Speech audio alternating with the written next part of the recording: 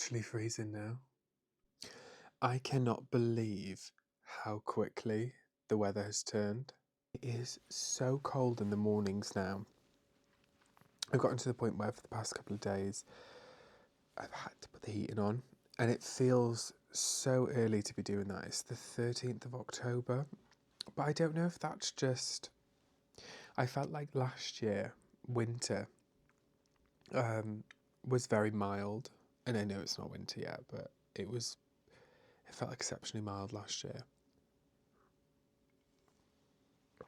I'm having my coffee, one because it's a hot beverage, and two because I need that to wake up. I have a few things to show you. It's been a little bit of a slower reading week for me. So I've not finished another book, but I have started The Persians, and that is by Sanam, Mahloudji. I'll get the blurb up because it's actually been fantastic. But to do that, let's take a look at my laptop because I've gone mad. I've gone mad. So I think I need to flip it really, don't I? To give you the best view. Let's get the lights. It is a really gorgeous cover. So this is obviously what it looks like on Kindle. I've also got some stickers for my Kindle. But let me show you the cover in colour. Oh, I can't open it big enough, so we'll get that up for later. So this got me straight away. Meet the Valiat family. In Iran, they were somebodies. In America, they're nobodies. First, there's Elizabeth, the regal matriarch with the famously large nose, who remained in Tehran despite the revolution.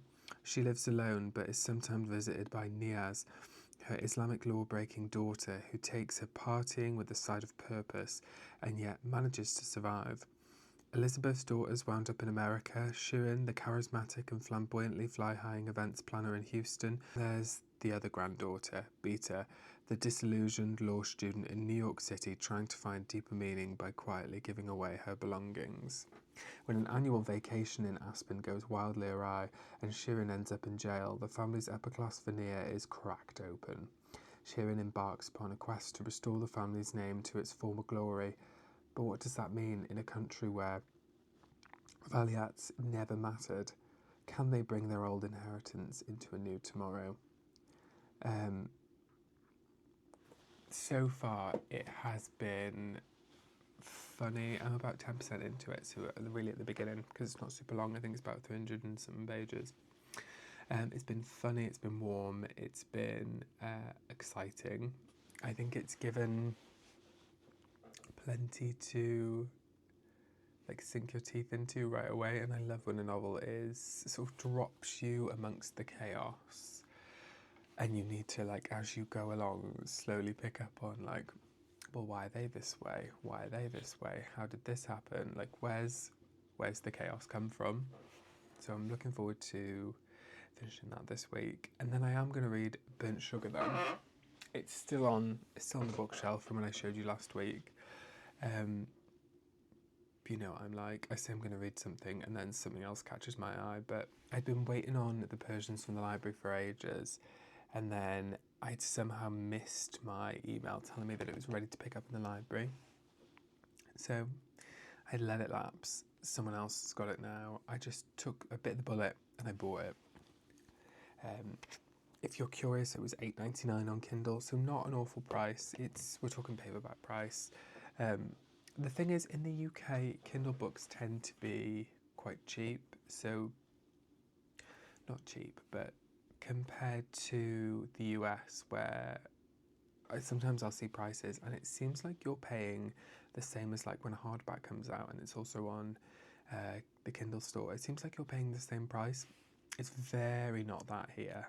And I'm not sure why, I'm not sure what the difference is, but Kindle books generally are quite cheap here. So what I want to show you next is what I've been working on besides that, and I've never really wanted to share on here, and I don't know why that is. I think it's just the shy boy in me, but I just did not want to share what I was working on, what I was writing, but I'm going to go through it now and show you how I'm approaching it. So, I'm using Microsoft Word at the moment, which is a bit plain, but I was using Scrivener, and I don't know, I felt like I needed just a blank document to do this, rather than all the moving parts of Scrivener. So I'm on nearly 2,200 words. So we've made a start. I'm going to do it in sort of like daily sprint totals. So I like to do individual sprints within this, but I'm going to sort of break it down for just like my daily goals, and write it down in there to overdo it, to go with where this one takes me, because I actually have a really clear idea of what I want to write this time. And I think I've tried writing all sorts in the past. Like I've tried thriller, I've tried romance, and now I just sort of want to go with my gut on this, because I think I have a better understanding of what I want to write and what I want the end product to be like this time, which I haven't in the past. So I'm hoping, although I've finished things, I'm hoping this helps me finish something and then, still feel proud about it in the end. So we'll see. I'm going to add this to my the weekly reading updates, I think, on a Monday, because I think that's quite nice to be able to track the progress of it. Other than all that, it's been a lovely week. It's been really great. I've been slightly tired, but I have chosen to persist. So one of the things that I have in the evening that sort of contributes to my days being quite long is on my office days, where I have to leave quite early for the commute. I have Welsh lessons in the evening, so I sort of come home from the office I get the train home and then I get off early and I go straight to Welsh lessons. That's something that I wanted to do for a really long time, and the fact that I'm finally doing them feels almost surreal, because you're sort of, I don't know if anyone's ever taken a language class, but like they are just built so well. Like there's a real difference between trying to learn language on Duolingo and actually doing a language class in person. And I think that's what I'd been missing. It's you're constantly doing like exercises where you're speaking to people in the class and you're just talking, you're like drilling, you're like, you're using that vocab, you're using those sentence patterns, you're reusing those sentence patterns, and you're moving words around, you're inserting new vocab, you're trying to see like how much can you extend it. So it's been really good. But it does make my Tuesdays and Thursdays really long, so I'm trying to rest a bit more on the other days, because I just have a tendency to overdo everything and like burn out miserably. Bike ride wise, I did go out on the weekend, and I ended up going to Lanishan. I went to Tea-Glass Retail Park, and then on the way back I came and I went to Lanishan's Reservoirs just for like a little trot around, and I was going to get something in the cafe upstairs as you saw me going in the lift there.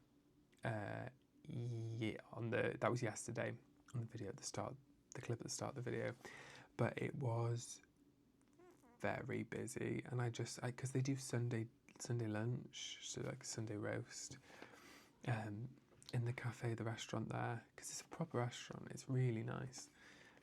So it just was not a practical option for me. But I'm thinking of making